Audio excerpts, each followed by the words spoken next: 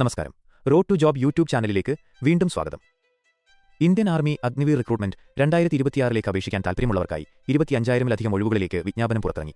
8ാം class, 10ാം class അല്ലെങ്കിൽ +2 പാസ്സായ 17.5 മുതൽ 21 മുതൽ 22 വരെ വയസ്സുവരെ പ്രായമുള്ള ഉദ്യോഗാർത്ഥികൾക്ക് join.indianarmy.nic.in ലേക്കുള്ള ലിങ്ക് എന്ന ഔദ്യോഗിക വെബ്സൈറ്റ് വഴി 2026 ഫെബ്രുവരി 13 മുതൽ ഏപ്രിൽ 1 വരെ അപേക്ഷിക്കാവുന്നതാണ്. തിരഞ്ഞെടുക്കപ്പെടുന്നവർക്ക് ആദ്യ വർഷം 30,000 രൂപയും 4ാം വർഷം 40,000 രൂപയും ശമ്പളമായി ലഭിക്കുന്നതാണ്.